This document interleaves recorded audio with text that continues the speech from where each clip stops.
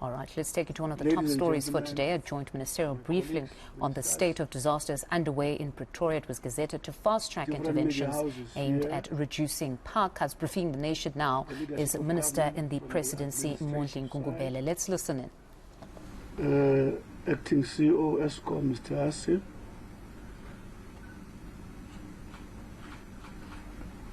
Ladies and gentlemen, may I express my gratitude for your prompt response in order to have this conversation with us today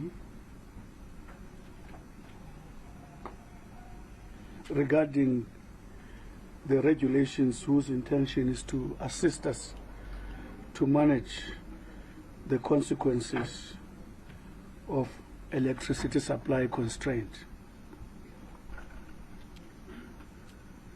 We are here on behalf of Cabinet and National Energy Crisis Committee to appraise the nation on regulations that will apply on the national state of disaster pertaining to the impact of severe electricity supply constraints. As we all know, these regulations come into effect after the national state of disaster was gazetted. This was also announced by President Cyril Ramaphosa, His Excellency, during his 2023 State of the National Address, following a sitting of the President's Coordinating Council, as well as a special sitting of Cabinet on the evening of Monday, 27 February 2023. Government gazetted the regulations which give effect to the provisions of the National Disaster Management Act 57 of 2002. Minister Nkosazana will speak better about those. The national state of disaster, emphasizing our determination to support and work with all South Africans and sectors of society negatively affected by the severe electricity supply. The regulations aim to assist, protect, and provide relief to the public, protect property, prevent and combat disruption, and to deal with destructive nature and other effects of disaster. The greater part of this will be dealt with in the opening remarks by Minister Nkosazana Dlamini. Once she has spoken, other ministers, Minister from Health, Minister Pasha, will actually make some remarks from the discipline that he leads. Minister Barbara Chrissy will also do the same.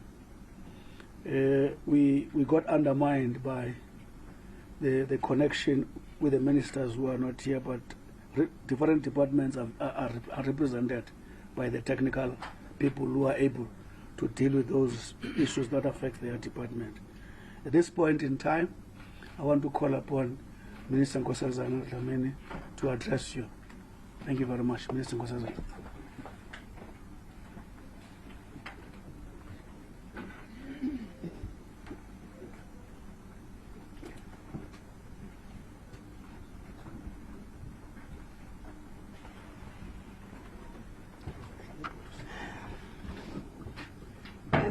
Thank you very much, and good morning to all of you, particularly ladies and gentlemen of the media, the Fourth Estate, and all the ministers and the CEO on the panel.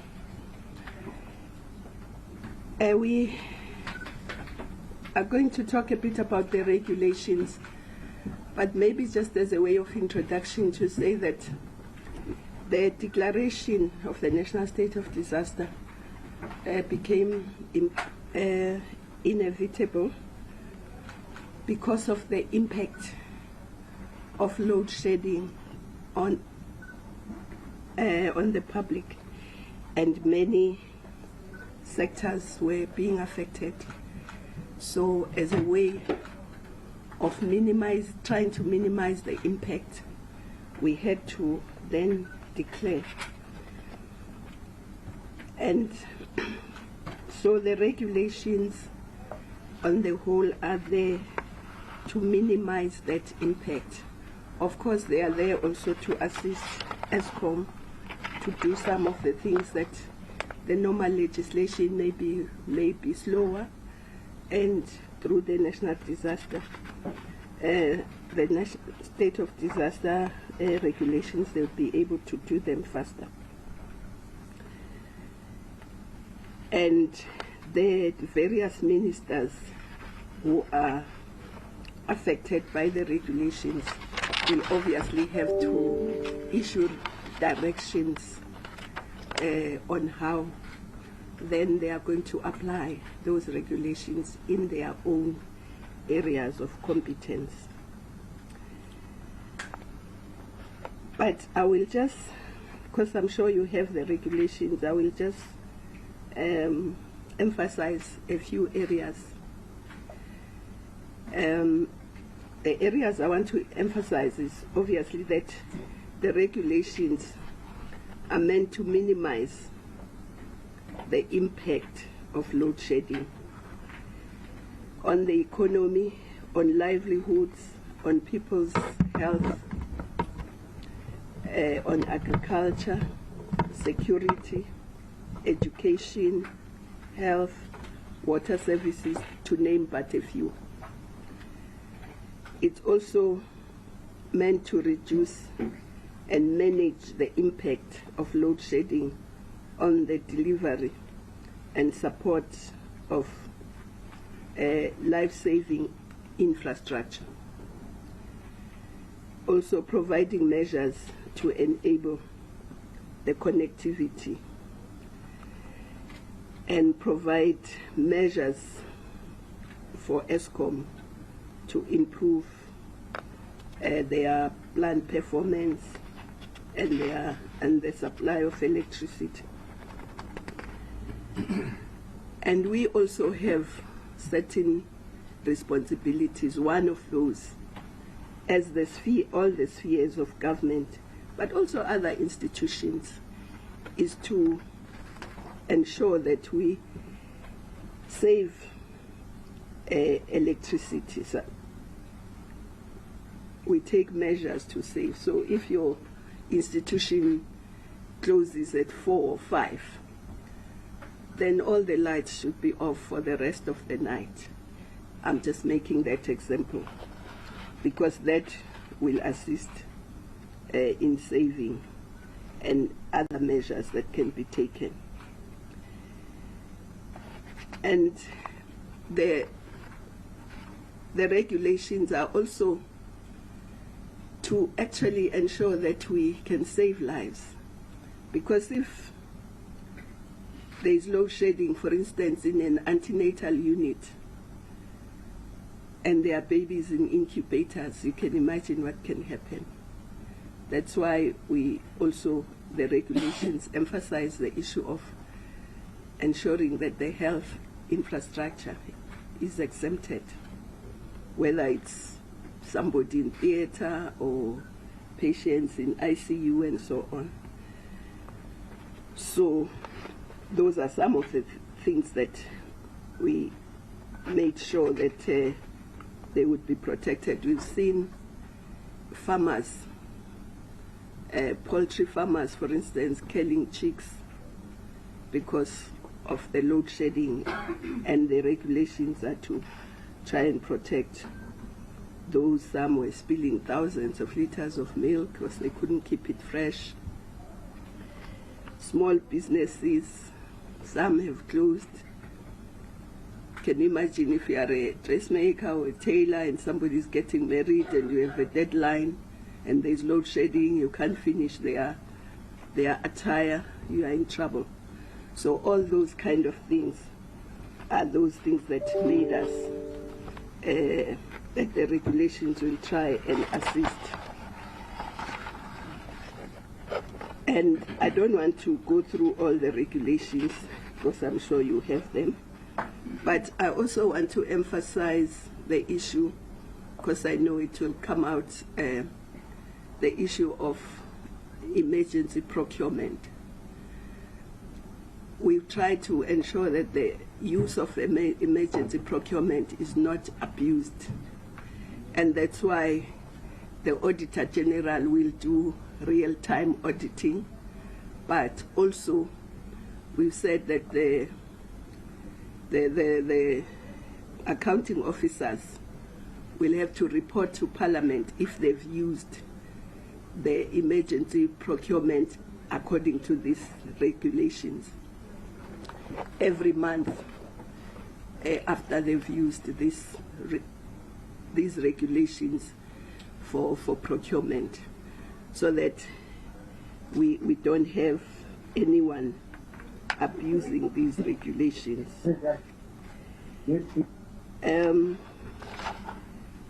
of course the ministers then will say what in their areas of competence they are going to do according to these regulations. I thought I should just say those few words as by way of introduction. Thank you. Thank you. Thank you, Minister. Minister Patel, just go straight. We're trying to deal with time. Thank you, Minister.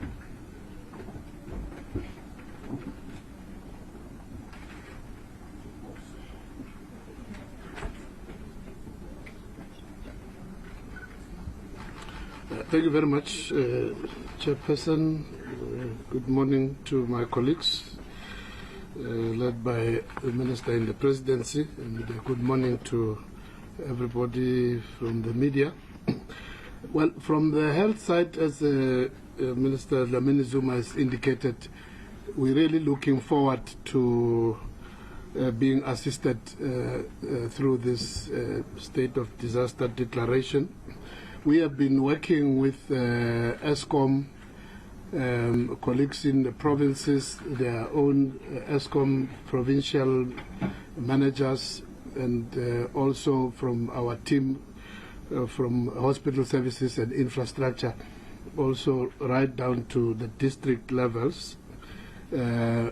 Quite early, once the stage 6 started to come quite frequently, our DG communicated with the ESCOM leadership, and they agreed to form a joint working team.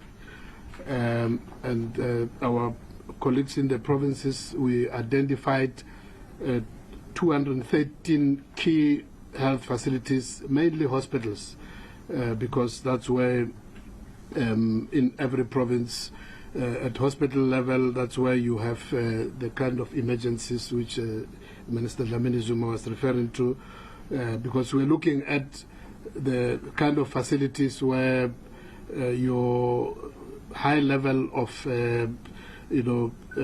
key emergencies have to be taken care of, referral hospitals, where major operations, ICU. So 213 of such facilities were identified jointly as the priority.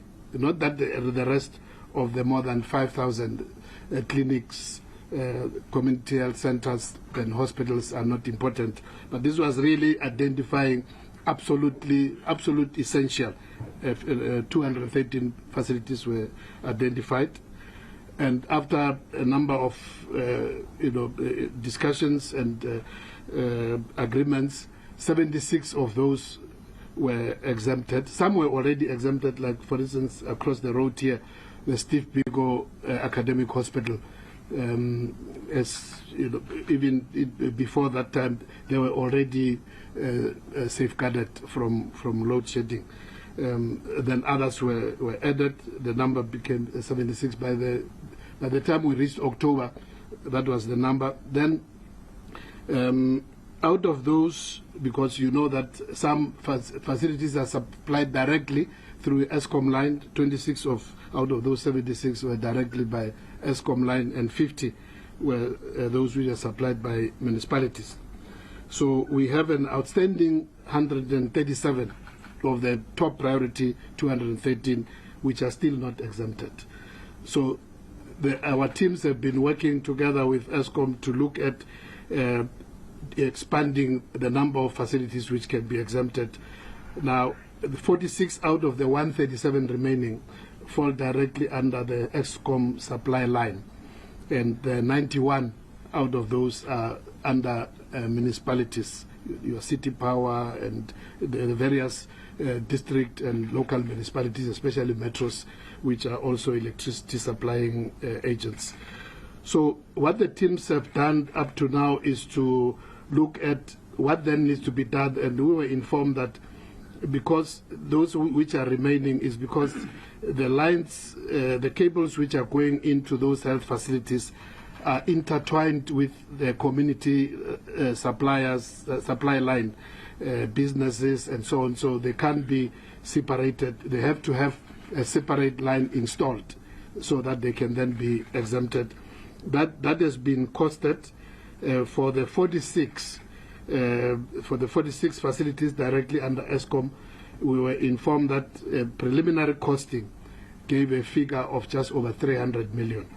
So they're still working on detailed business plan in terms of that. So our team is also working with the provinces and districts and municipalities, also with the assistance of COCTA, to then drill down as well to have a clear costed business plan in terms of the remaining 91, to make sure that, again, because they need the separate lines, so that those also can be costed.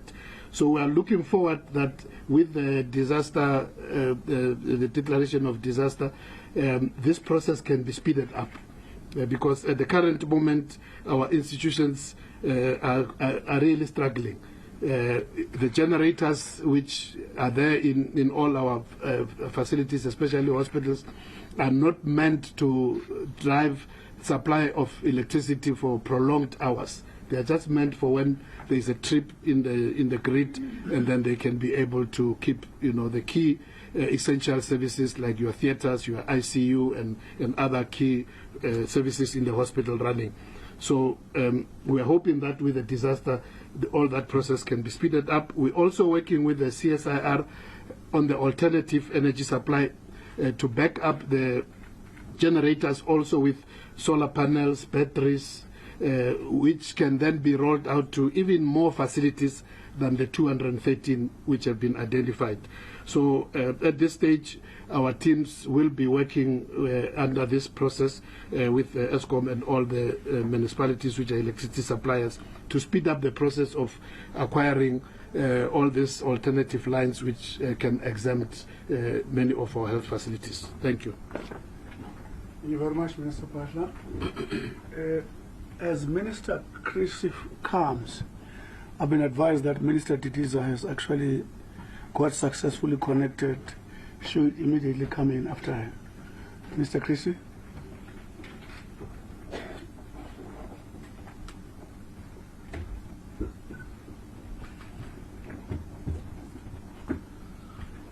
Thank you very much, and good morning to everybody. The current disaster regulations make provision for myself to issue directions in relation to the streamlining of applications and decision-making processes for environmental authorizations, waste management licenses, atmospheric emission licenses, as well as condemnations and exemptions associated with energy infrastructure, generation, transmission and distribution for the duration of the state of disaster. And it also includes excluding upgrades, refurbishments, adjustments and repairs of existing energy infrastructure and existing generation, transmission and distribution facilities from the provisions of NEMA for the duration of the state of disaster. Now, what we are currently doing is that we are looking at developing directions that would enable expedited procedural requirements for requiring environmental authorization. So, for example, allowing a process to be followed that is similar to the current basic assessment process, even for activities that may otherwise require the full scoping EIA process. Shorter periods between the submission of an application and the submission of reports for decision making. So I think that what we're saying is in our EIA section, we would put everything to do with the state of disaster to the front of the queue ahead of other applications so that it could be processed faster. And a shortened period, we are also examining a shortened period for public participation, for example, 14 days as opposed to the existing 30 days.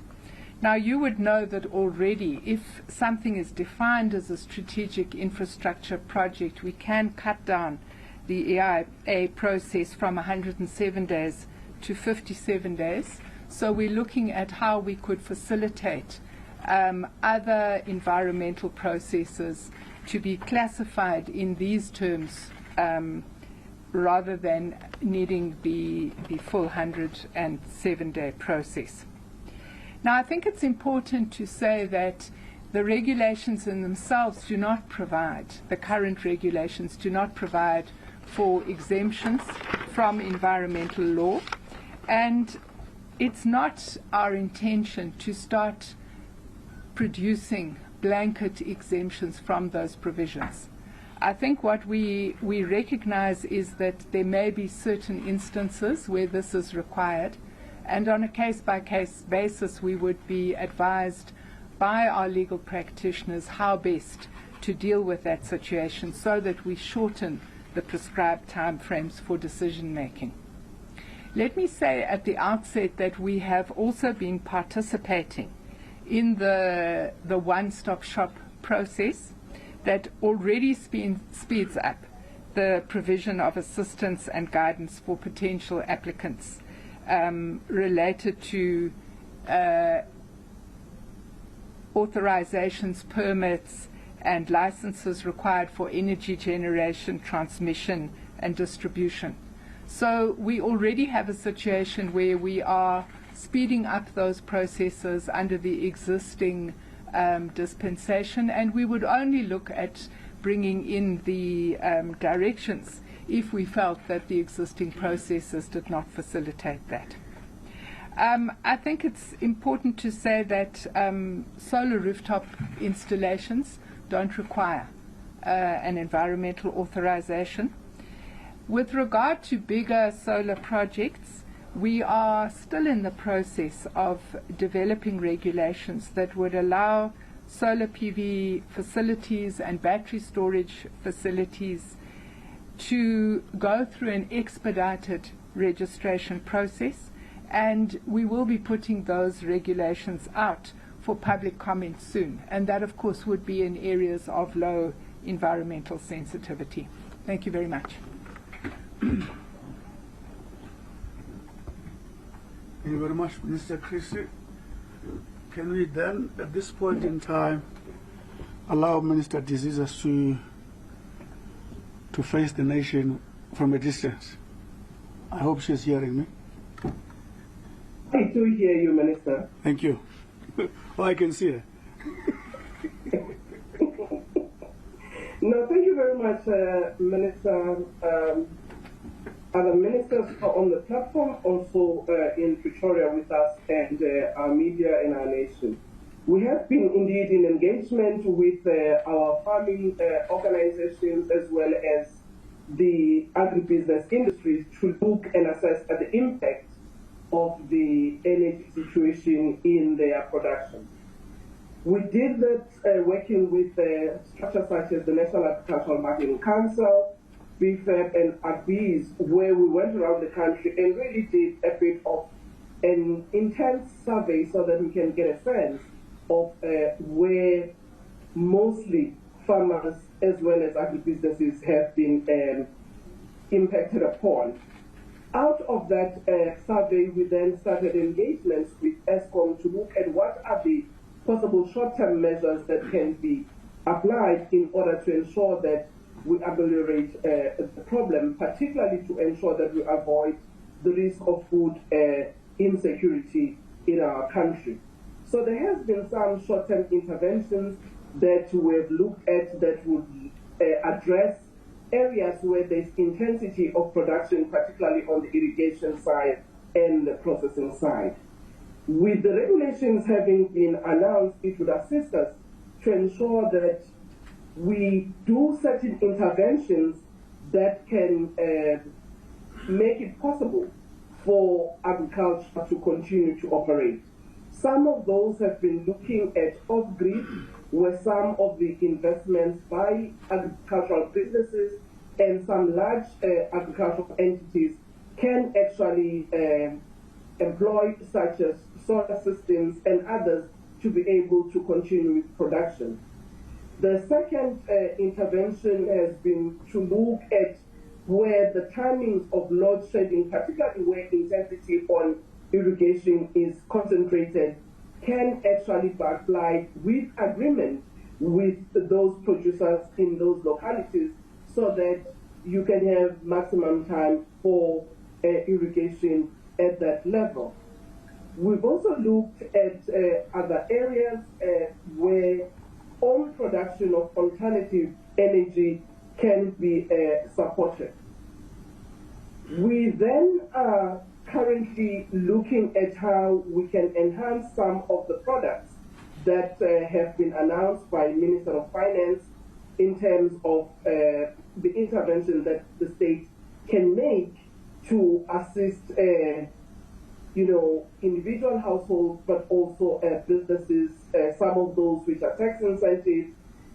But on our side, we are also looking at how we could look at blended finance to assist upfront such that those who would like to go on alternative energy sources can actually do so immediately. We will be dealing with the detail with the sector as we've been continuously engaging. Minister, without taking much of your time, I think this is how far I can go for now. Thank you very much.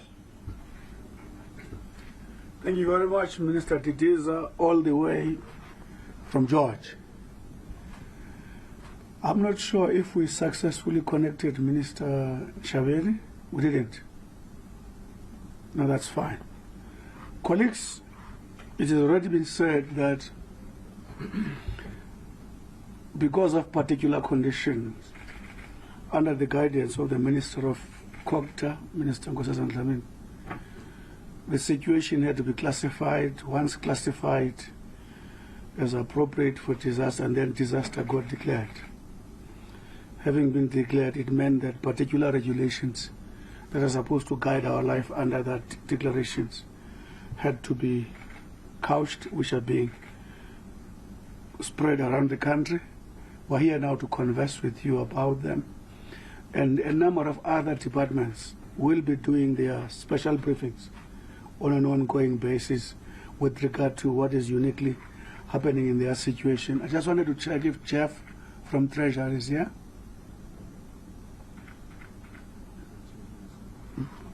Not here yet. Okay, fine. So what we're going to do now, you must get a seat. You can't stand there. We need you very much. Thanks, Jeff. So, colleagues, what we're going to do now is time for questions. We converse with you. As you know the rules. What I'm going to ask Noneba to assist me in, no one, I don't see no one. You're hiding, you're wearing it, you're too dark where you are. To assist me on the list of questions that are supposed to be responded to. Right? We can start. We start with Zianda. We start with Manoba. Who is up there? Sikhofatso? Makula. Zianda. Wait a bit, Zianda. Zianda, Manoba, Sikhofatso. Who else? For now, Zianda, shoot. Thank you very much. Thank you very much, Minister. It's Zianda Global from Newsroom Africa. I'd like to direct this perhaps to you, Minister Kungubele, insofar as this opening statement that has been made by Minister Dlamini-Zuma speaking about the lives that have been lost. But there's also, when it comes to exempting, certain facilities. However, there have also been lives that have been lost due to the crime that has taken place as a result of the load shedding. I mean, just by way of an example, just yesterday there was a report of a young vet who was killed because when he went out into the dark to try and check, on criminals who were trying to steal his wife's wheels, they stabbed him to death. So that's just the type of life that has been lost as a result of this load shedding. So perhaps what interventions will government, if at all, be able to implement for such instances? Because the general sense about safety is one of the top agendas for citizens when it comes to this load shedding crisis. And then for you, Minister Dlamini-Zuma, I see you preempted, of course, the issue of procurement, emergency procurement. But we've heard the story of real-time audits before, even during the COVID-19 pandemic. That's what we were told, but there was still rampant looting and corruption. What are the lessons, practically speaking, that have been learned by the government when it comes to emergency procurement, and the mechanisms that have been put in place to prevent any further stealing from the state coffers, the already stretched coffers? And then perhaps, Minister of Health, are you able to quantify the number of lives that have been lost due to load shedding outside of health facilities? There's some people who rely on machines from their homes. Is the government actually taking the statistics of that? I mean, if you've declared a state of disaster, then also the way in which you record these deaths surely also should be different. Thank you. Thanks, Yanda and Mangoba.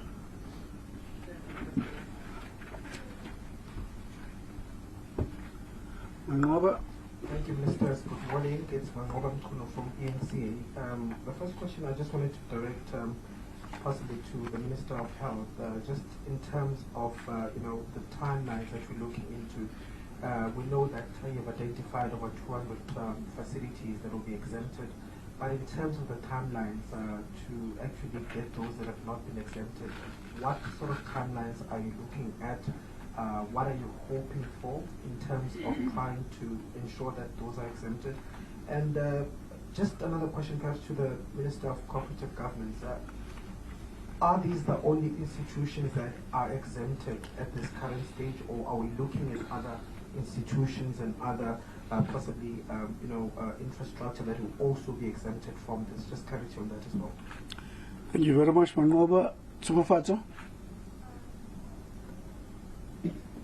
Tsukufato Magola from the Joburg Post. So I think my first question definitely has to go to the Minister of Corporate Governance and Traditional Affairs.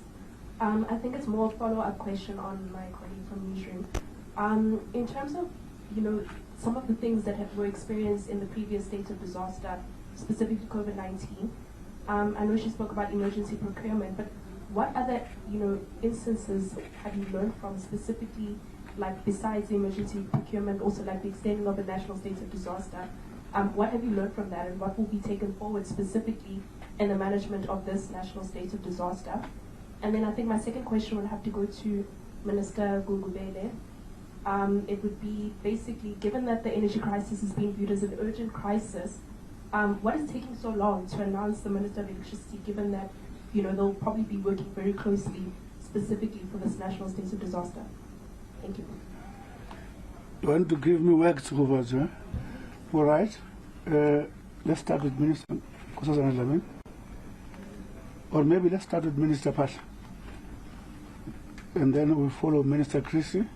And then there's nothing. Why didn't they give you work? ESCOM is here. I'm not sure if there are questions that are directed to them. Yeah. Okay, then we'll call them to deal with that. Minister Pasha?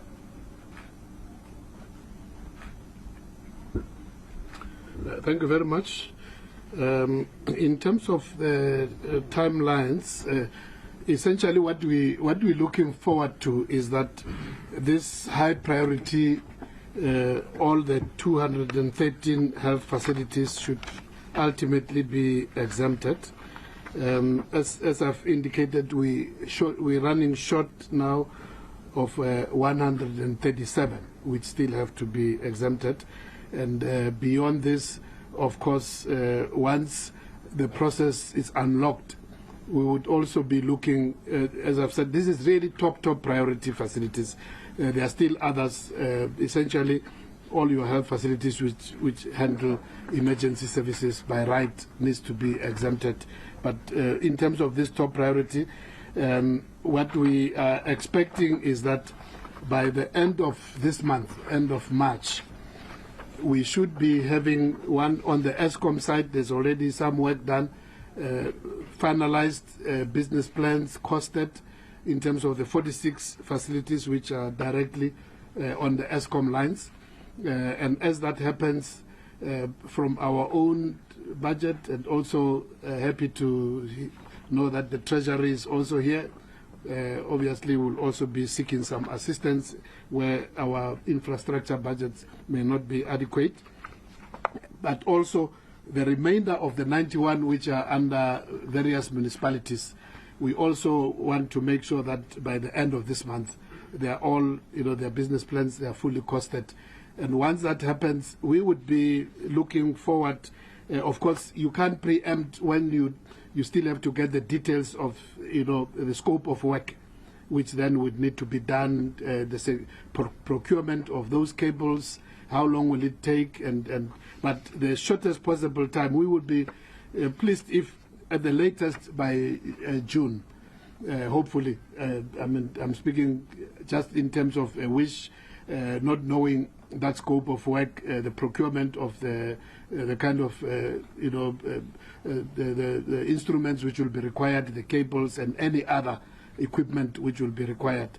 But we will be ready by the end of this month with the full costing and business plan, and hopefully they can then be funded, so that at least we'll be looking forward to, at least by June, hopefully the whole of the 213 under the advantage of these emergency conditions, that we can be able to secure them. Thank you. Thank you very much, Mr. Basha. Minister Nkosazana Dlamini-Zuma.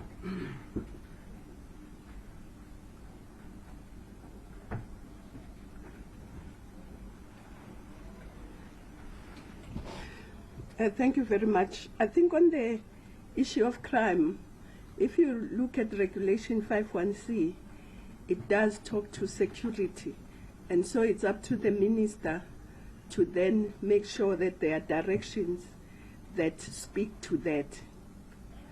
I won't say what those directions should be, but obviously even the deployment of security, the police, depending on where the hotspots and the load shedding is. So he will have to then do that. But the regulations do give them that space, give the security forces that space.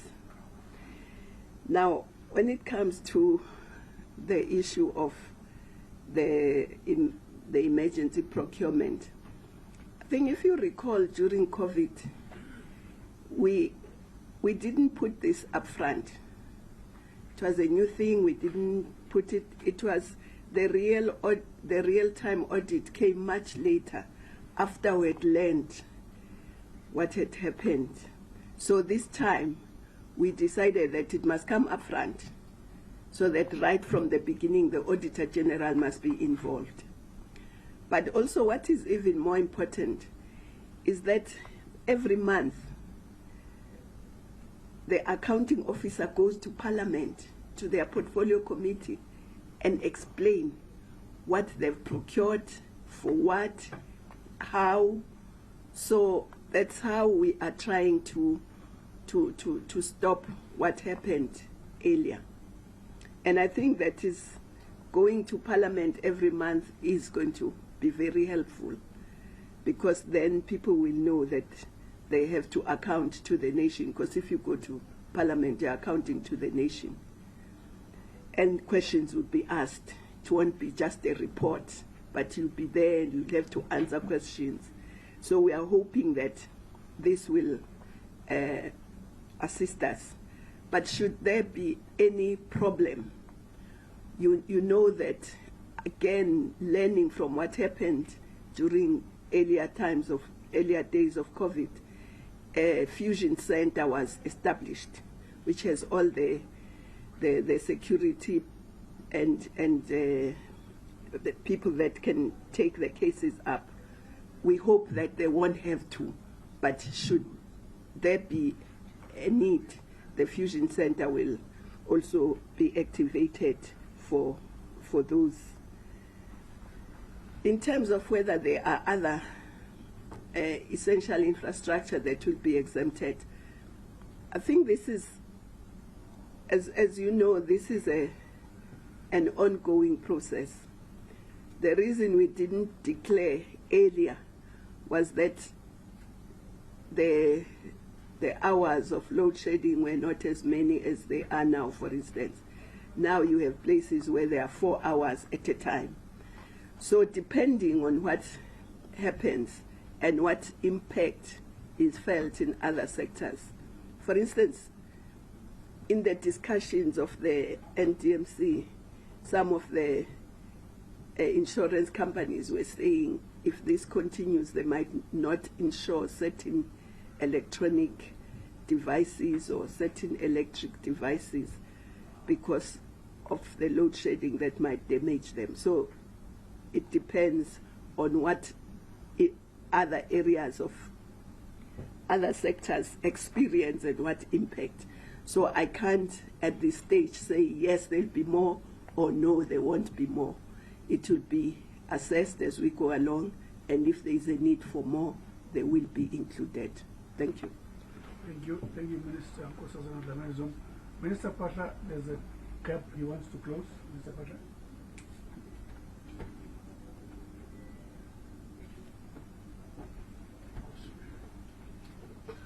No, thanks, Minister. I didn't want Zianda to think I'm avoiding her question. Just missed it about the lives lost. I'm sure she couched it carefully, being aware that so far in terms of the reports we have received in the health facilities, there has not been a very direct link between deaths in facility, whether theaters, ICUs, which could be linked directly to the breakdown of electricity. And I think this is essentially because that's far. Despite the high levels of load shedding, most of our facilities, their generators have kicked in immediately, and so far we have not had any report of catastrophic failure of generators. But her question was also outside facilities, because there are people who are on various machines, some of them in terms of oxygen supply, some maybe also in terms of dialysis, and there are all those kind of facilities which people depend on. Unfortunately, in terms of that, from our own reports, it's very difficult to get that unless people come forward, those who are dependent on those kind of support machines. So far, we haven't had people who have come forward and reported. But if and when that does happen, we will be able to communicate that. But fortunately, at this stage, we don't have any reports from people who are depending on this kind of facilities out in their homes. Thank you. Thank you very much. Colleagues, you'll know that regulations are trying to assist the declaration that if there's a energy policy, how do you adapt it to the circumstances? If there's procurement, how do you adapt it to circumstances? Can go on and on and on. How do you adapt everything? We're not suspending laws, but we're adapting them to deal with the situation that we're confronted, even what Zianda has raised. The regulations will guide us issue by issue on how we deal with that, as we are going to be properly legally advised. When is the Minister of Electricity? Very soon. Very soon. Very soon. Very soon. Very soon. I thought I wanted to speak about the issue of AG. And I think this question, Minister Nkosazana Dlamini, keeps on coming. To me, it's like, you know, remember for some time we're struggling to create net jobs. It's always negative. Remember, there's always job losses, jobs gained, and then we're always getting a negative results. So every time we ask this question, the results were negative. But for the entire last year, the results were positive. That's why we're able to create 1.6 million jobs. But every time you meet people, says, when are you going to start creating jobs? Because they ask the question in terms of 2021. Here, AG worked during COVID, real time, and there were gaps they realized that time. When we went to KZN, Zianda, KZN, Northwest, and Eastern Cape, AG came in there. Based on our records, we're not saying there's nothing. Based on our records, taking into account the huge amount of money that were spent there, we are yet to be told of a scandal. We're not saying it's not there, but different completely from what happened during COVID-19. In other words, the AG's role does what we call work real time, because they were able to show what are the gaps during COVID-19. Thank you very much. Further questions? Maybe online? Anything online? You've got stamina, then we'll come to you before line. Let's check what is online first, and then you will be the first before the line. Do we have anything online, Ngama? Yes. Yes, we do, Minister.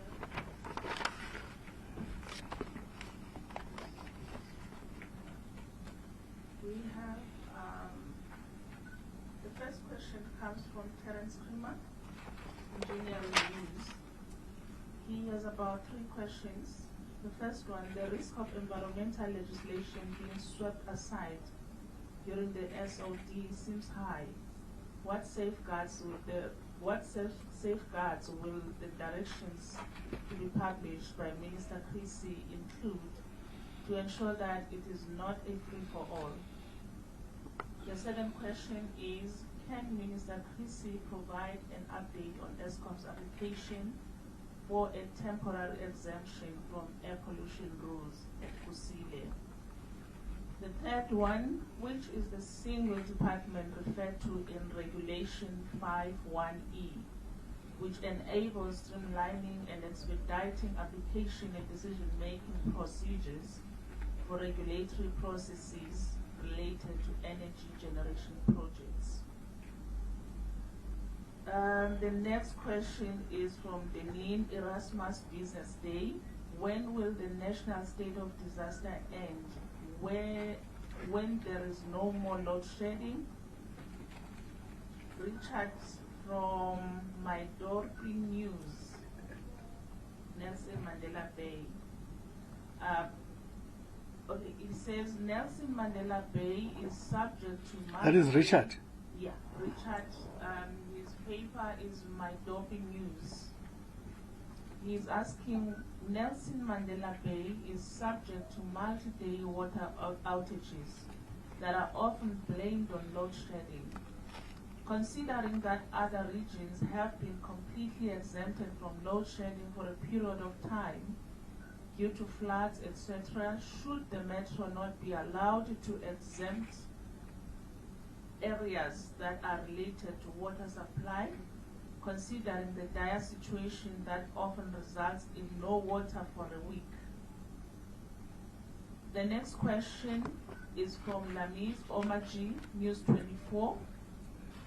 For clarity's sake, on streamlining the environmental authorization processes, does this mean every project will still have to apply for environmental authorization, whether it is a basic assessment process?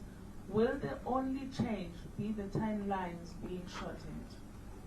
Will ESCOM be required to meet air quality standards during the SOD or not? The next question from Deneen again to ESCOM. Will the scale of exemptions from load shedding proposed in the regulations mean that for those not exempted, load shedding will have to be increased to allow uninterrupted power to flow to exempted facilities? There's more, Minister. I'm not sure if I should. Go for that. Terence Creamer from Engineering News is asking again, why did it take more than 2 weeks to issue these regulations? And his other question is, how many legal cases have been launched to date against the SOD, and what are the main objections? Moving on to Siphelele Rudla business report. According to regulation to section 5D of the recently gazetted National State of Disaster Regulations, a relevant cabinet minister may issue directions in consultation with COPTA minister for the purpose of giving effect to implementation measures to remove impediments to the development or construction of new generating capacity. Now the question is, what does this mean? Because ESCOM is not allowed to embark on capital investment in any new generation capacity for the duration of the 3-year debt relief program. Again, is the government effectively announcing that any additional capacity will only come from renewables in the near future? That is all for now, Minister. Online. Thank you very much. Let's allow Zianda to proceed. Okay, thank you. Also, your questions have been asked. Let's start with Minister Christie. There's quite a lot of stuff for you. And Minister Nkosazana Dlamini, back on regulations.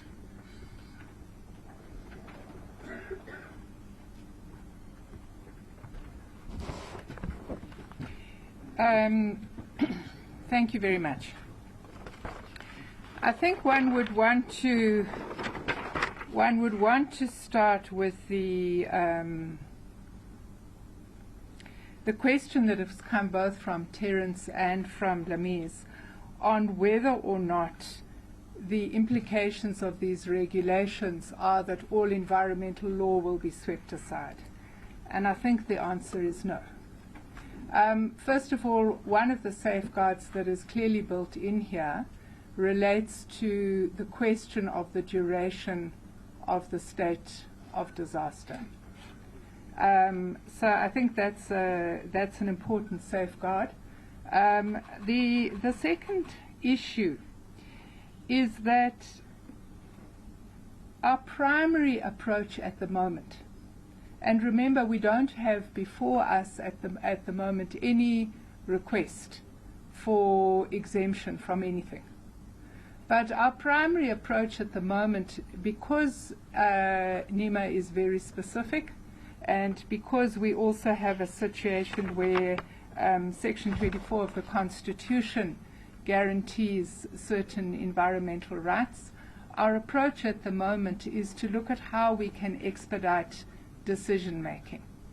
We found in the work that we had done prior to the state of disaster that this was an effective way of ensuring that we could get environmental applications, licenses, permissions, and so on. We found that that was an effective mechanism.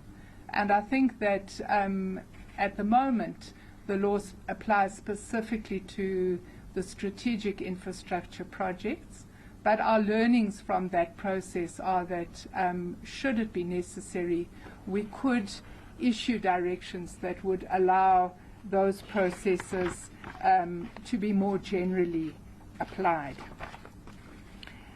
I think that there was also this question about the update on ESCOM's application. I did know that I was going to get asked that today, so I did checked with my officials yesterday. They have indicated that we don't have an application at this stage, although ESCOM has written to us asking for advice on how to approach this matter.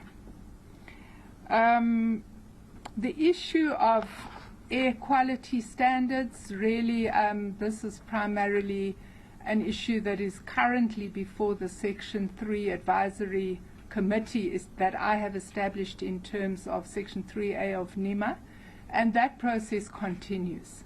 It's a process that predates this, and it would not be directly linked to the state of emergency. Thank you very much. State of disaster. Minister Nkosazana. Dlamini-Zuma. Regulation 5. Okay, 5. They said 5.1 and 5.1 and so on. You are better placed to he will clarify answer that one. He will answer that one. I will talk about when will the state of disaster end. The law says it lapses after 3 months, but if it's still needed, it then gets extended month by month. So it would be the water supply issue.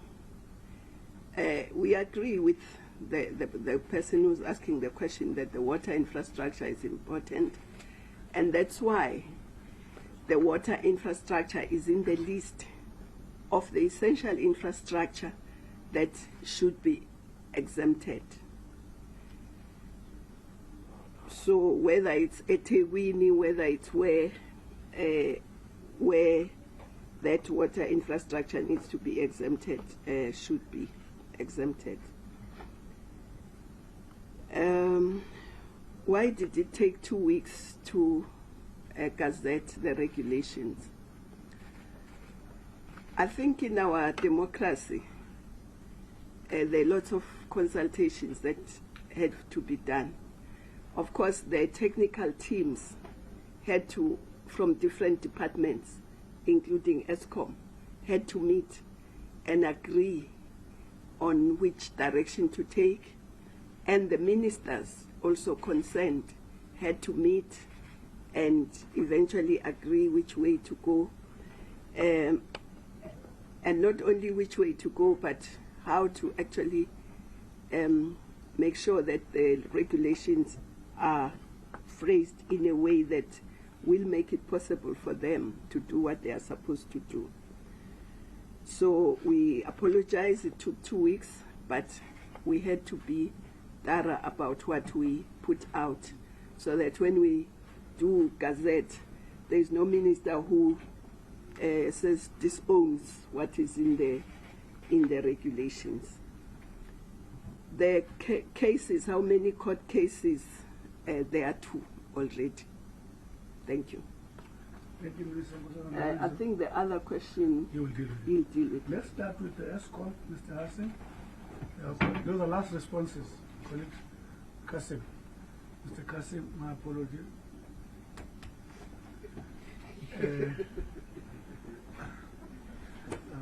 Thank you, Minister. The questions for ESCOM. The first one relates to when we exempt certain areas like hospitals, does it mean other customers are going to pay more, have more load shedding? I think first and foremost, the objective is to reduce the load shedding. Ultimately, we want the stages of load shedding to come down. Ideally, preference would be not to increase the hours of load shedding to the rest of the customer base. But in doing so, the system operator will do it in a technical manner to protect the grid.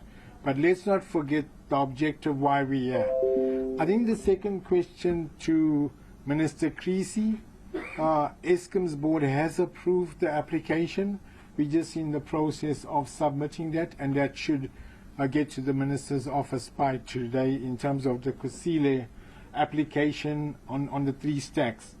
The last question was relating to capital expenditure based on Minister of Finance's debt relief. I think first and foremost, even before I talk about the capital expenditure, that decision by the Minister of Finance that ESCOM doesn't have to borrow for the next 3 years. Importantly, it allows ESCOM now to release CapEx funds 3 years in advance, not only for generation, but for transmission and distribution, which means the long lead spares that Thomas Conradi in generation needs to procure, the resources that he needs to ensure that he delivers on fulfilling the actual outage requirements, plus the flexibility that we now have on procurement within the governance rules.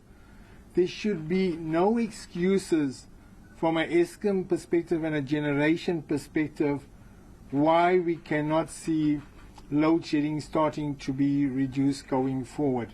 We must not accept stage 6. We need these stages to come down. So thank you, Minister. Those are my responses. Thanks, Caleb. I chose to use your first name now when you speak like that. Rudy? Thank you, Minister. Perhaps just building on Caleb's point, because as you've known, the changes that we've made around new generation capacity, particularly through the IRP, is that Eskom is not the only entity responsible for the build of new generation capacity. We have the ability to procure new generation through IPPs. We've also changed Schedule 2, as you remember, in relation to to new generation, utility scale generation, to only registering. So it's important to understand this doesn't necessarily mean new build by Eskom, but the ability for Eskom to be able to procure additional generation, and I think that's quite important. On the Section 5(1)(e), Minister Dlamini-Zuma had just asked me to respond to that. That's precisely what Minister Creasy was referring to in relation to the formation of the one-stop shop specifically for energy. That one-stop shop is currently being formed at the Department of Trade and Industry and Competition, where there's an existing one-stop shop for registration of businesses. We're piggybacked on that structure and on that institution. So the reporting ministry would be the Ministry for DTIC. We're in the process of finalizing all the necessary requirements for the establishment of that, including alignment with departments, having systems in place, and ensuring that we have an agreement across the entire system of institutions, entities and governments that are required to provide permitting, authorizations and requirements for registration. And I think that's important. So it relates to that specific area, that as soon as we set up formally the one-stop shop, we will launch it, and will allow for a smoother process for energy applications to be processed through one entry point with a back-end system to ensure a streamlined and quicker process for approvals, so that, of course, we can get as quickly as possible to construction and have those megawatts dispatched onto the grid. Thank you, Minister.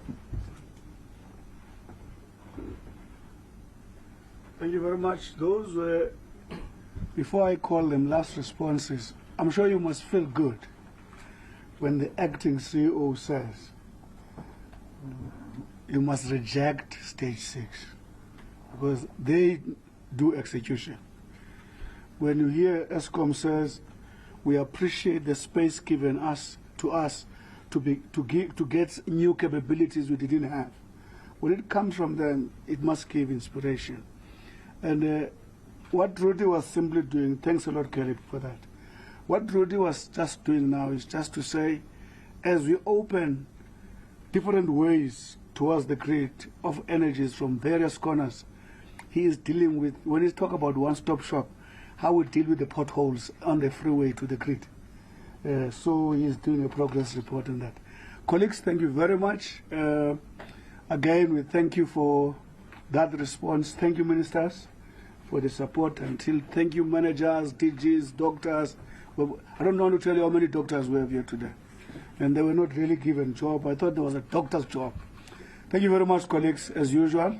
Thank you very much, and we end at this point. Thank you.